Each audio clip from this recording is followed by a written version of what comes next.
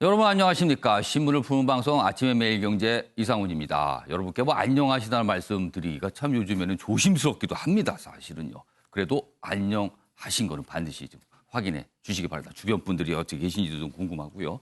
자, 오늘 방송은요. 신종 코로나 바이러스와 관련된 소식을 집중적으로 전해드리도록 하겠습니다. 그럼 먼저요. 지금 김포공항 모습부터 좀 확인해 보겠습니다. 우한에 계신 우리 교민분들, 한국인분들이요. 전세기편으로 김포공항에 오늘 오전 8시를 조금 넘긴 시간 도착을 하셨습니다.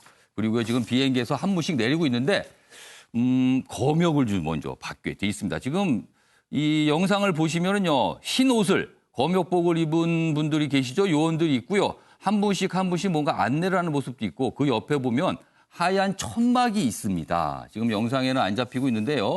그 비행기에서 내리고요. 그 이후에 하얀 천막을 통해서 검역을 받고 거기서 별 문제가 없으신 분들이 지금 버스에 탑승을 합니다. 그리고 이분들은 조금 있는 시간이 지난 뒤에 충남 아산 그리고 충북 진천으로 향하게 될 예정입니다. 지금 우한 교민 367명을 태운 전세기가 오늘 오전 8시를 조금 넘겨서 도착을 했습니다. 자, 원래 당초보다는 조금 빨리 올 수 있지 않을까 했는데 그 우한 현지에서 뭐 검역이나 이런 절차 문제로 좀 늦어졌습니다. 그래서 좀 늦게 출발했고요. 비행 시간은 한 2시간 조금 넘었습니다. 그래서 8시를 조금 넘긴 시간 도착을 좀 했습니다. 진천과 아산에서 각각 2주간 격리될 예정이고요. 물론 비행기에서 탑승해서 내리신 분들 중에 증상을 보이시는 분은요, 바로 격리 조치가 됩니다. 그리고 치료를 받아야겠죠, 그분들은요. 그러나 별 증상이 없으신 분들은 일단 진천, 아산에 있는 각각 아산의 경우는 경찰 인재연수원이 있고요, 인재개발원이 있고 진천에는 공무원 인재개발원이 있습니다. 그곳에서 2주간 머물게 됩니다. 그리고 그곳은 각각 어느 정도 시설이 갖춰져 있는데요. 1인 1실을 사용하게 된답니다. 그리고 외출은 좀 엄격히 좀 통제가 되겠죠. 그리고 주변 분들 혹시라도 방에서 나오실 때는 반드시 마스크를 착용하셔야 되고요. 식사는요. 도시락 제공을 통해서 그러니까 대부분의 시간을 그 방에서 머물게 되신다고 합니다. 2주를 방에서 사실상 머물러야 되니까 굉장히 답답할 수도 있는데 그래도 혹시나 모르는 어떤 일들을 예방하기 위해서는 그 정도의 불편은 감내하실 것으로 봅니다. 자, 근데 사실 걱정되는 거는 지금 진천과 아산 현시의 주민분들 반발이 좀 있거든요. 그래서 그 부분이 과연 어떻게 되는지. 지금 화면 보시면요. 어떤 분은 좀 약간 휠체어를 타고 계시네요. 몸이 좀 불편하신 것 같은데 이분은 글쎄요. 지금 앰뷸런스 쪽으로 향하고 계신데 지금 정확히 어떤 상황인지 모르겠습니다만 약간 몸이 불편하신 분 같은 경우는 따로 어떤 조치가 취해지는 게 아닌가. 지금 이런 영상도 좀 들어오고 있습니다. 다시 한번 말씀드리겠습니다. 우한에 우리가 급한 전세기 편으로 367분이 전세기를 타고 오늘 오전 8시를 조금 넘긴 시간 김포공항에 도착을 했습니다. 지금요. 한 분씩 비행기에서 내려서요. 검역을 좀 받고 있고요. 이 검역 절차가 다 마쳐지면 진천과 아산으로 향하게 됩니다. 그런데 아무래도 꼼꼼한 검역이기 때문에 시간이 좀 걸릴 것으로 보입니다. 그래서 오전에는 출발을 할 수 있을 것으로 보이는데 아직까지 정확한 시간은 알려지지 않고 있습니다. 자, 의심 환자 발생 대비해 김포공항 계류장에 구급차도 배치돼 있고요. 지금 한 분씩 보면 지금 비행기 그 아래로 보시면요. 하얀 천막이 있습니다. 거기가 이제 검역소인데요. 임시로 마련한 곳입니다. 그리고 그 주변에 방호복, 하얀 옷을 입은 요원들이 좀 오가는 모습도 잡히고 있습니다. 자, 김포공항 얘기 이 정도 하고요. 저희가 준비된 기사 차근차근 좀 짚어보도록 하겠습니다. 먼저요, 사실은 전세기 파견돼서 아무튼 왔습니다. 그런데 아직도 우한에 계신 분, 왜냐하면 비행기가 원래는 2편이 가기로 돼 있었거든요. 그런데 예상과 달리 한 편밖에 가지 못했습니다. 그 바람에 비행기에 탑승 못하신 분도 아직 우한에 남아있거든요. 이분들 300명 넘게 있습니다. 이런 문제들 때문에 여러 가지 지적을 받고 있는데 저희가 하나씩 짚어보도록 하겠습니다. 첫 번째 기사입니다. 첫 번째 기사 좀 보여주세요. 매경 기사입니다. 이 기사 말고요. 매경 기사 좀 보여주세요. 네. 자, 여기 보시면요. 그동안 정부가 보인 모습에 대한 지적이 좀 나와 있습니다. 매일경제 기사입니다. 중국과 합의도 안 된 채 덜컥 발표. 그렇습니다. 30일, 31일 두 번에 걸쳐서 뭐 4편 전세기를 보내서 우리 교민들, 한국인 분들을 모셔온다. 이 얘기 발표했거든요. 그런데 그렇게 안 됐습니다. 그리고 출발하는 시간도 완전히 달라졌습니다. 자, 한국 정부 전세기 외교도 허술하다. 이런 지적을 받을 수밖에 없는 상황이 되고 말았습니다. 이 내용 좀 보겠습니다. 방역도 외교도 구멍난 거 아니냐. 지금 이 방역 얘기는요. 2차 감염이 발생이 됐거든요. 그 얘기를 좀 하고 있고요. 여기 보시죠. 일본은 2번이나 투입한 전세기인데 우리나라는 한 번 보내는 것도 참 우여곡절이 많았습니다. 중국 쪽에서 뭘 제대로 협조를 안 해준 듯한 모습이 분명히 나타났어요. 발빠르게 대응한 미국, 일본과는 좀 비교되는 거 아니냐. 물론 정부도 사정이 있었을 겁니다. 그러나 아쉬운 대목이 묻어나오고 있어요. 전세기 지연에 우한 교민들 분통을 터뜨리는 목소리 있었고요. 오늘 새벽, 오늘 8시 조금 넘는 시간 도착을 했습니다. 그럼 또 이 얘기도 좀 여기 곁들여져 있네요. 조원태 한진그룹 회장, 한진그룹이 대한항공을 갖고 있잖아요. 이번에 대한항공 전세기가 갔는데요. 이 우한 전세기에 동승했다는 얘기가 나옵니다. 그래서 아니 꼭 그럴 필요가 있었는가, 뭐 다른 이유가 있는가, 뭐 이런 또 뒷말들이 나오고 있습니다. 지금 보면은요, 요 기사 내용 좀 더 소개되어 있는 부분은요, 이거 중국이 왜 이러는가? 원래 31일 날 오전에 2편이 가기로 했는데 이거를 중국에서 뭐가 허가를 안 해준 거예요. 그 바람에 비행기 한 편만 어제 밤에 떠났습니다. 그래서 오늘 새벽에 도착했잖아요. 김포공항에. 그 이유에 대한 설명입니다. 보시죠. 세계 각국이 앞다퉈 전세기를 투입해 우한 엑소더스가 부각되고 중국 내에서 공포가 폭증되는 상황을 우려한 거 아니냐. 그래서 각국의 전세기 운행 자체를 통제하는 것으로.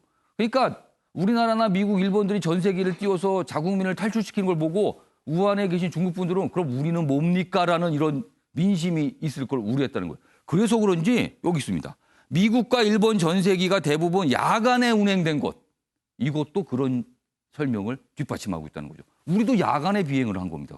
그러니까 우한에 계신 중국 분들이 못 보도록 하겠다는 거예요. 그리고요, 영국 등 일부 국가는 아예 전세기 편 허가를 안 해주고 있답니다. 중국이 지금 이런 모습입니다. 다음 기사 보시죠. 자, 엑소더스 보여주기 싫은 중국. 전세기 한 대만 밤에 오라. 이렇게 얘기를 했다는 겁니다. 결국 한 대만 갔습니다. 그래서 밤에 가서 새벽에 다시 돌아왔습니다. 외교부 전세기 협상 맨 먼저 했다고 밝혔지만 허가는 좀 늦었어요. 미국, 일본 등에 비하면요. 중국, 미국, 일본에도 한 대만 이륙을 허용했습니다. 그리고 영국엔 불어 통보에 전세기 자체가 취소됐다고 합니다. 중국 좀 적극적으로 해야 되는 거 아닙니까? 이 정도면요. 너무 자국민만 생각하는 거 아닌가. 뭐 이런 지적들이 나오고 있습니다. 아무튼 이런 지적 좀 받고 있는데요. 그럼요. 김포공항 아까 방송 시작 전에 잠시 봤는데요. 저희 기자가 좀 나가 있습니다. 저희 기자가 나가 있는데 기자 연결되는 대로 바로 전해드리도록 하고요. 요 얘기 좀 잠깐 좀 해보겠습니다. 김광학 교수님. 중국의 태도 조금 아쉽습니다. 사실은요. 그렇죠. 예. 지금 중국이 저러는 데는 사실 조기 대응에 실패를 한 부분이 있거든요. 그러니까 이것들이 지금같이 이렇게 확산이 돼가지고 오늘 마지막으로 이제 남아 있었던 티벳까지 확진 환자가 이제 발생을 해서 사실상 중국 전역이 다 퍼진 거예요. 그러니까 이런 부분들의 어떤 책임이 중국 정부에게 있는 거죠. 그런데 이제 외국 정부들에서 각기 이제 전세기를 띄워가지고 자국민들을 실어 날리니까 뭐 일종의 이제 중국 엑소더스죠. 그러니까 중국을 이제 벗어나는 이것이 전 세계 또는 이제 더 나가서 이제 특히나 중국 국민들에게 빚을 질 때 책임론이 거기에 갈 수밖에 없는 거죠. 그래서 사실 지금 한국 정부가 미진했던 부분이 처음에 이제 2대를 간다. 그래서 4번 왔다 갔다 한다. 뭐 이런 얘기가 있었는데 각국 정부들이 다 그렇게 계획을 했던 거예요. 한국 정부뿐만 아니라. 그런데 이제 중국이 그걸 관리하고 통제하는 거죠. 왜냐하면 밤에만 날라야 되니까 사실상 그거를 한꺼번에 많은 국가들에게 많은 전세기를 띄워줄 수 없는 시간도 제약이 되고요. 사실 밤에 교민분들이 모이려면 굉장히 불편하잖아요. 그렇죠. 그리고 이제 일본 같은 경우도 지금 2번 띄웠다 그러지만 이게 206명, 210명 정도로 해서 우리 365명 데려왔는데 거의 비슷한 수준을 데려온 거예요. 그래서 지금 모든 국가들이 다 이제 데려오려고 그러는데 영국 같은 경우는 또 허가를 취소를 했어요. 그래서 못 데려가는 장면이고 사실 이렇게 되면 중국이 좀 비난을 받을 그런 이 상황도 또 올 수도 있겠다. 예. 이제 WHO 같은 경우가 지금 뭐 중국이 대응을 잘하고 있다고 하지만 예. 사실상 지금 현실로 보면은 그렇게 잘한다고 평가받기는 좀 어려울 것 같아요. 알겠습니다. 자, 그럼 여기서요. 김포공항 지금 현장에 나가 있는 기자를 연결해 보겠습니다. 정주영 기자, 나와 계시죠? 네, 저는 지금 김포국제공항에 나와 있습니다. 네. 오늘 오전 6시 5분 중국 우한을 출발한 대한항공 전세기는 이곳 김포공항에 7시 58분에 도착했습니다. 비행 시간은 1시간 53분, 2시간이 채 걸리지 않았습니다. 전세기에는 우한교민 367명이 탑승했는데요. 귀국을 신청한 700여 명 가운데 절반가량이 이번 1차 전세기를 통해 고국 땅을 밟았습니다. 애초 6시 반쯤 이곳 김포공항에 도착할 예정이었지만 1시간 반 정도 일정이 지연됐는데요. 교민들의 체온을 일일이 측정하고 우리 검역 직원이 설명서를 배포하는 등 이륙 전 검역 작업이 꼼꼼히 진행됐기 때문입니다. 탑승을 지원한 정부의 신속 대응팀과 대한항공 승무원들도 함께 돌아왔습니다. 교민들은 전세기에서 내리는 대로 별도의 게이트에서 추가 검역을 받습니다. 일반 여객기를 타고 온 승객들과는 동선이 겹치지 않습니다. 이상이 없다고 최종 확인되면 경찰버스 30여 대를 타고 아산과 진천으로 이동해 14일 동안 격리 수용될 예정입니다. 외교부는 아직 현지에 체류 중인 나머지 교민들의 귀국을 위해 중국과 추가 전세기 운항 일정을 적극 협의 중이라고 밝혔습니다. 지금까지 김포국제공항에서 MBN 뉴스 정주영입니다. 네, 정주영 기자 수고하셨습니다.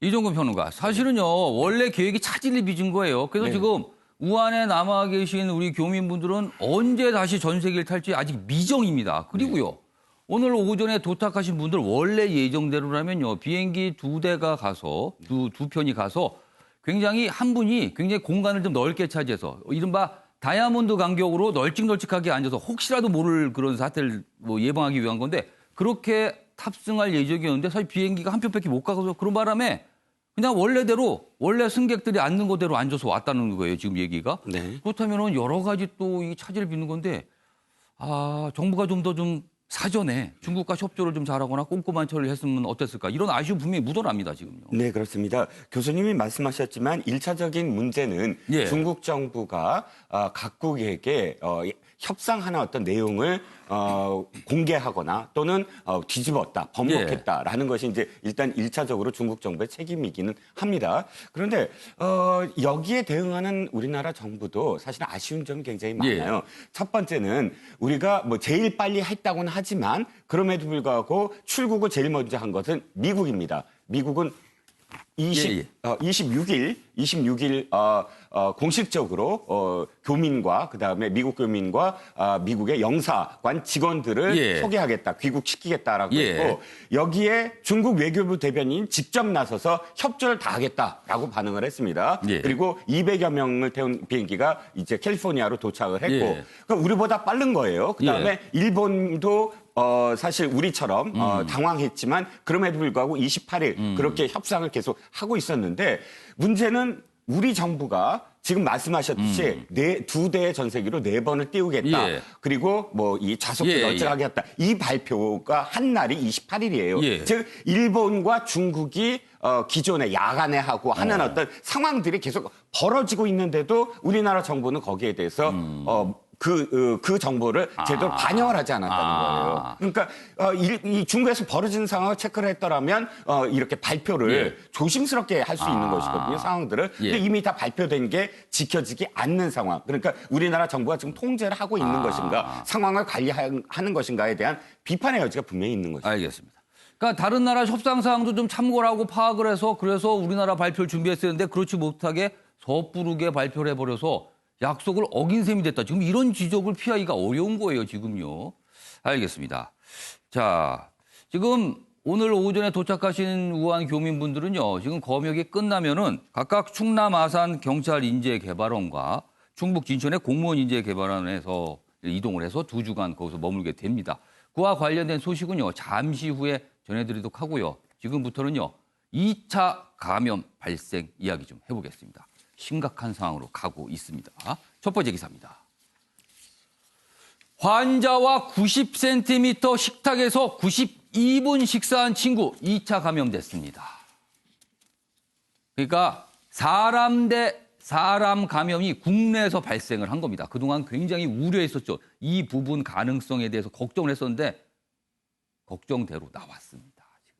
보시죠. 6번째 환자 일부 동선 공개됐는데요. 강남의 한일관에서 일행 3명 둘러앉아서 식사를 한 겁니다. 그러면서 90cm, 92분. 세 번째, 그러니까 3번 환자하고 자리를 하다가 이렇게 감염이 된 겁니다. 우한폐렴 일상 전파 가능성이 커졌다. 어제 하루에만 추가 확진자 2명입니다. 그래서 지금 6명입니다. 지금 확진자가. 5번째 환자는 우한을 방문했던 30대입니다. 2명이 추가가 됐습니다. 관련 기사 하나 더 있습니다. 보시죠. 지역 내 감염 현실로 3번 환자 9명 넘게 접촉, 슈퍼 전파 우려된다. 과거에 메르스 이럴 때도 이 슈퍼 전파자 굉장히 걱정을 좀 많이 했어요. 근데 이번에도 비슷한 상황으로 가는 거 아니냐는 거죠. 3번 확진자와 식사해 능동 감시 중 확인, 메르스 확산 악몽 떠올리게 한다. 그러니까 지금 뭔가를 지금 놓쳤다는 거죠. 이 3번 환자가 그 당시에 능동 감시 대상자였거든요. 그러니까 본인이 알아서 이제 조심하는 그런 상황이었는데 사실은 이렇게 감염이 됐잖아요. 그렇다면 그 이상의 뭔가 조치가 있어야 되는 거 아니냐. 그래서 방역에 구멍이 난 거 아니냐. 지금 이런 지적들이 나오고 있는 겁니다. 자, 여기 보시면 격리되기 전 그대로 일상생활을 했다. 사람 접촉 얼마나 했는지가 관건이다. 이렇게 소개가 되어 있습니다. 이 부분 우리 당국 파악하고 있겠죠? 그렇게 믿고 싶습니다. 과연 얼마나 접촉을 했는지. 그래야 뭘 조치를 취할 수 있을 거 아닙니까? 자, 이런 상황에서요. 좀 다음 2가지 기사는 점점 걱정되는 상황을 설명하고 있습니다. 다음 보시죠. 일본 전세기로 귀국한 2명 무증상 감염입니다. 신종 코로나 바이러스 감염된 걸로 나오는데요. 아무 증상이 없답니다. 발열도 없고요. 기침도 없고요. 아무것도 없습니다. 그런데 검사해보니까 나왔다는 겁니다. 더 무섭습니다. 그래서. 중국 밖에 첫 사례가 등장했습니다. 발열, 기침 없었지만 뒤늦게 확진이 됐다는 겁니다.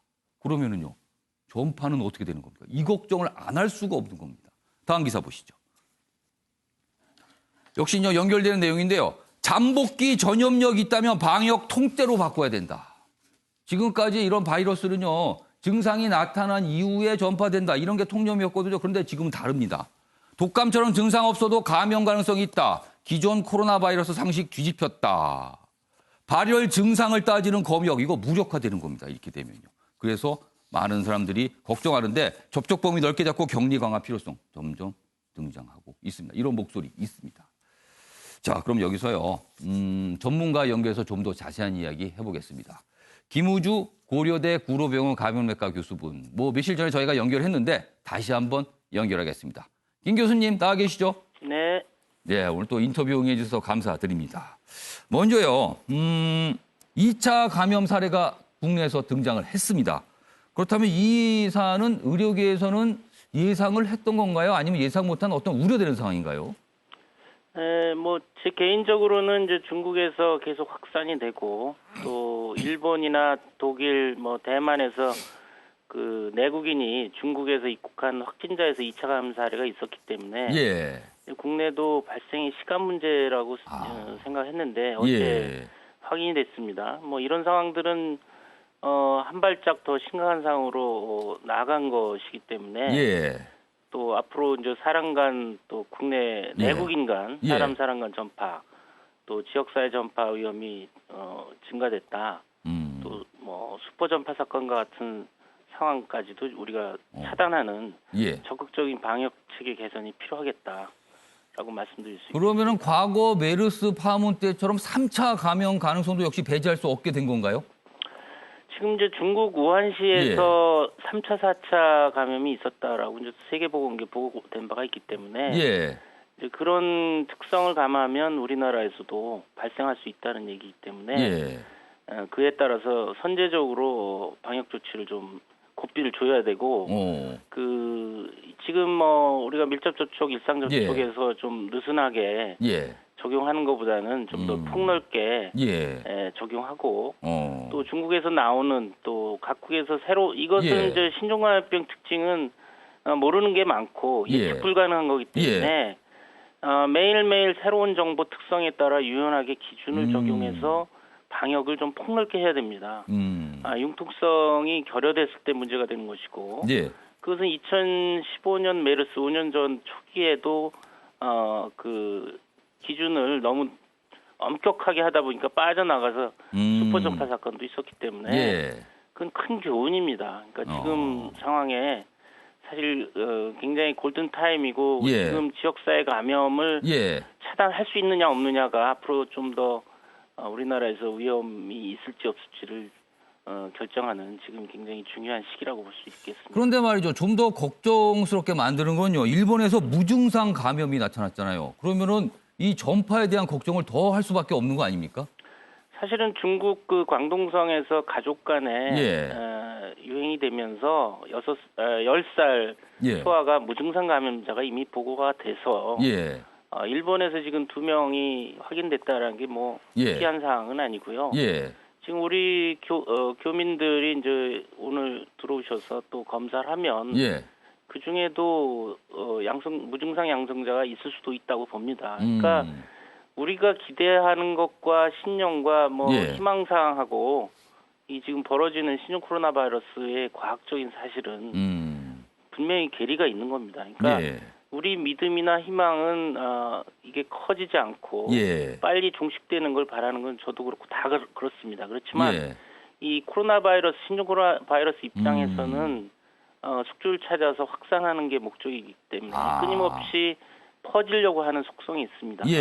그래서 그거의 정체를 우리가 과학적으로 분석해서 냉정하게 방역 대책을 세워야지 우리가 너무 걱정해도 과도한 걱정도 아니고 아니한 낙관 모두 금물입니다. 냉정하게 지금 전개 상황을 봐야 되는데 지금 중국의 상황을 잘 관찰해서 또 우리가 중국하고 거의 관계를 끊을 수가 없지 않습니까? 뭐 북한 같은 경우는 완전히 뭐 여행을 중단하고 필리핀에서도 중국 입국을 막고 이런 상황이지만 우리는 그렇게 하기에는 상당히 부담이 있다고 봅니다. 알겠습니다. 그런 측면에서 좀 냉정하게 과학적으로 분석하고 과학적인 방역 조치를 할 필요가 있다라고 생각이 됩니다. 지금 김우주 교수님께서 말씀하신 것처럼 신종 코로나 바이러스 어떻게 보면 굉장히 교활한 바이러스입니다. 본인의 그 바이러스의 생존을 위해서 뭔가를 자꾸 이렇게 변화하는 모습인데 그렇게 그 변화 때문에 걱정되는 게 하나가요. 이른바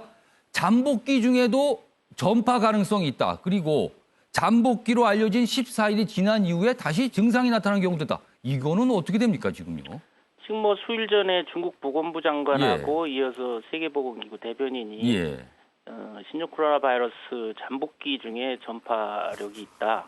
이렇게 얘기해서 지금 그것에 대한 이제 근거가 있느냐, 뭐 이견도 좀 있지만 지금 전개되는 상황은 그럴 가능성을 완전히 배제할 수가 없다라는 생각이고 그런 의미에서 좀 더 방역을 좀 뭐 이 사례정이라든지 이런 데서 틈이 없도록 또 그 추적이나 이런 데서 좀 넓게 잡을 필요가 있다는 것이죠.